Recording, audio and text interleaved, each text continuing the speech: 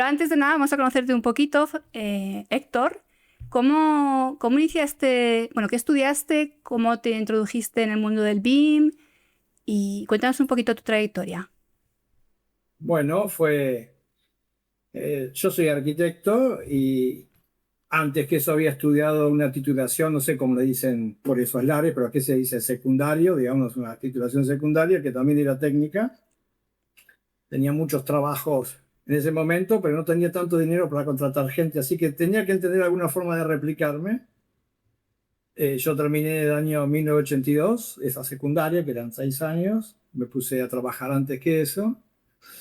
Y cerca del año, por ahí, 83, un amigo ingeniero me trajo impreso una mecha en 3D en un papel y le dije, oh, ¿qué es esto que me trajiste? A mí siempre me interesó la tecnología. Me dijo, mira, nos acaban de instalar, trabajaba por una empresa norteamericana acá en Buenos Aires que hacía trépanos justamente para la industria petrolera. Dijo, nos trajeron un programa que se llama AutoCAD que nadie sabe nada. ¿Querés venir? Y bueno, ahí empecé, le digo, mira, pues si vos me dejás tocar y yo no rompo nada, y lo corrompo, no lo pago, no hay problema. Y como siempre me gustó la docencia, de repente hice andar las cosas, se me sumaron cada vez más ingenieros, y empecé a explicarle lo que yo entendía, y bueno, todo fue escalando. Y de ahí hasta ahora no paré, me fui a estudiar a Estados Unidos, especialmente en Autodesk, porque ya de alguna forma habían contactado. Después tuve mi centro de entrenamiento en el año 94 como un centro de entrenamiento oficial hasta el día de hoy. Y después empezamos a hacer otros planes muy cercanos al tema educativo. Estuve a cargo de todo un plan en Latinoamérica educativo. Y después un poco, digamos, por diferentes cuestiones de la vida, me crucé con Edu de Feo, que lo había tenido yo como alumno en la universidad y tipo fantástico, me llamó la atención. Yo había dejado en esos momentos ya toda la parte de entrenamiento de Autodesk y demás, y bueno, conformamos una empresa primero y después se sumó Fabi. Así que un pequeño raconte desde ahí hasta acá. La suerte que me tocó ver todas las evoluciones que sufrió esto, así que un poquito de, digamos, de síntesis que tiene que ver con eso, ¿no? Vale, nos hablas de la época pre-AutoCAD. Ahora, eso para mí ya es mucho. Eso es, Imagínate que AutoCAD se desarrolló en el 82, así que ahí nomasito empecé. claro, claro. Y hacíais con la típica mesa grande, a Claro, mano, imagínate que tinta. no había otra cosa, era puro, puro en ese momento de reglas paralelas con escuadra, después tecnígrafo que era un poquito más sofisticado, pero papel transparente, papeles blancos, entregas en tinta y en lápiz, eso es lo que había. Así que, por suerte eso sirvió muchísimo porque somos uno de los últimos, la semana que viene cumplo 62 años. Somos uno de los últimos analógicos, digamos, ¿no? Los que trabajamos con estas cosas. Yo no soy nativo digital. Así que pasar, digamos, conceptualmente de filosofía, de paradigmas, nosotros hablamos de cuestiones paradigmáticas, te hace ver en retrospectiva cosas y te hacen también esta retrospectiva que te ayude a mirar con un espejo hacia el futuro, porque pasaste por estas circunstancias, ¿no? Sobre todo ahora que la evolución, tenemos una revolución industrial cada 15 minutos ahora, ¿no? Entonces, haberlo visto de esa forma, que fue un desafío, también de alguna forma te prepara de forma diferente para las nuevas cosas que vengan, porque si hay algo por lo que estamos preparados es para el cambio. Así que eso ayudó muchísimo. Es que has pasado, o sea, ya AutoCAD fue muy revolucionario en su época y ahora estás con el BIM, que es como otro salto cualitativo importante. Hubo algo peor todavía y hubo algo todavía mucho más profundo. Imagínate eso, nosotros veníamos no solamente de un medio analógico, sino que tinta, lápiz, papel, y pasamos no solamente de programa, o sea, no sabíamos lo que era un programa. Cambiamos las cosas que estaban sucediendo en el mundo digital. Nosotros no sabíamos lo que era una computadora, o sea, había que tocar teclas cuando antes tocaban lápices y estilógrafos. ¿Cómo Hombre, se pasa y AutoCAD, con esto? sí, al principio había que escribir, ¿no? A mí, Había acá, no había ratón, sí. pantallas a ver, ni siquiera de fósforo blanco, que era una evolución, pantallas ámbar. Vos ponías un comando que decía layer, podías hacer un color y vos veías todo igual y decías, ¿qué es esto que tenía? Había que dibujar algo y los ratones se manejaban todos con compresores matemáticos, emuladores, una locura era eso. Ayer en el niño te quedabas mirándole como fascinado, cómo él dibujaba una línea, un círculo. ¿Qué es esto? Todo pixelado, una cuestión fantástica, pero digamos, el desafío era mayor porque había que pasar de Al ordenador. de medio Es que digital. nadie trabajaba. Ahora el cambio ahora es mucho más profundo, ¿no? El pasaje de lo que fue el mundo del tablero al CAD fue durísimo y fue muy importante, Es pero que el cambio paradigmático que hay del CAD al concepto BIM todavía es mucho más profundo. ¿sí? El problema es que ocurre en la misma computadora. Entonces, pareciera que no hubiese ese cambio. Sin embargo, la cosa es, todavía estamos viendo dónde llega todo esto, ¿no? Entonces, hay que conceptualizar muy bien esto porque los chicos que son nativos digitales, que tienen una enorme velocidad de adaptación y de uso, rápidamente manejan los programas. Pero esto es una cuestión, no es una cuestión de programar. Es una cuestión de contexto global, es una esfera, no es un plano esto. Entonces hay que entender muy bien cuando uno habla de esto, de qué estás hablando, porque todos hablan de BIM o todos son BIM managers. Hoy si no sos BIM manager parece que no estuviese bien visto. Entonces, ¿qué pasó? Somos todos caciques y los indios ¿dónde quedaron? Acá no es nadie que trabaje normalmente. ¿Por qué tenés que escalar? ¿Está degradado las diferentes capacidades? Entonces hay una especie de conceptualización anabólica de lo que es el concepto que me parece que en muchos casos está errada y está haciendo mucho mal. Pero bueno, van a pasar años hasta que eso se vea a volver, digamos, a la fuente natural. Y eso está sucediendo ahora, ¿no? Mientras hablamos. Vale, ¿cómo definirías BIM? ¿Cuál sería tu definición? ¿O cómo tenemos que entenderlo? Mira,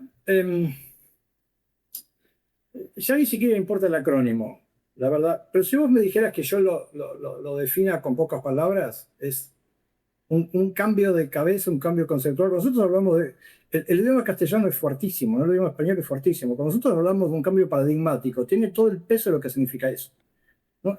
Cambió el paradigma. Lo que pasa es que lo estamos mirando de una forma que no podemos vislumbrar la profundidad que este cambio implica. Y para que ocurra este cambio y que realmente lo que está ocurriendo sea conceptualmente BIM, vos vas a tener que cambiar la filosofía, vas a tener que cambiar la cultura, vas a tener que cambiar los procesos que se apoyan en programas poderosos, pero el programa no asegura que ese cambio ocurra. Entonces, si realmente no estás o no comprendes con profundidad lo que significa este cambio, te diría que no hables de vino, no te metas en este cambio, porque los cambios